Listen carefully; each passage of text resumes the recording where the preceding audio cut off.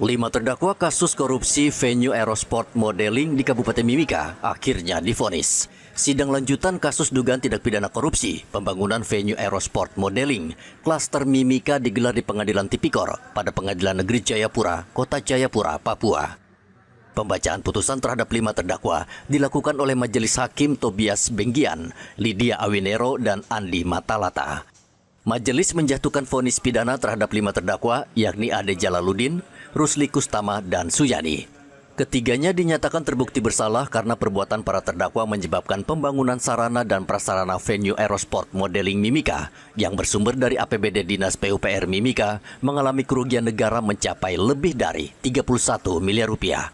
Terdakwa Ade Jalaluddin divonis 4 tahun penjara, terdakwa Rusli Kustama selaku konsultan pengawas dihukum 7 tahun penjara. Sementara terdakwa ketiga, Suyani, dinyatakan bersalah dan dijatuhi vonis 5 tahun penjara.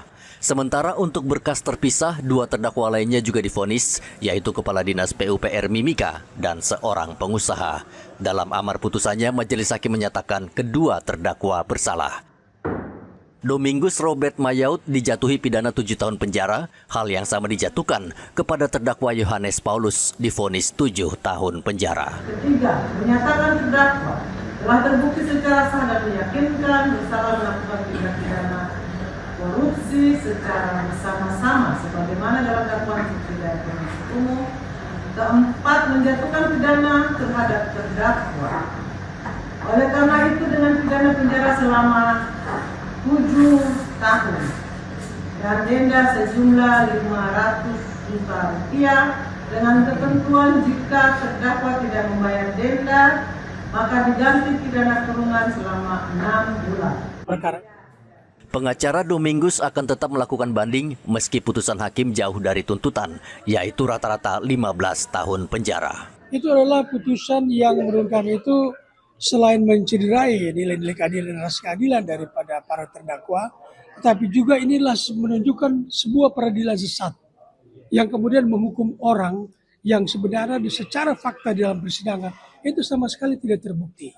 Apalagi seluruh pertimbangan hakim itu didasarkan kepada hasil perhitungan oleh ahli teknik, dalam hal ini ahli konstruksi, yang menghitung volume terpasang dengan mengkonversikan itu dengan harga satuan sehingga didapatlah nilai kerugian negara itu. Kasus korupsi venue PON di Kabupaten Mimika diusut langsung oleh Kejaksaan Tinggi Papua. Diduga dalam kasus itu, negara dirugikan mencapai 31 miliar rupiah. Rian Tonai melaporkan dari Kota Jayapura, Papua.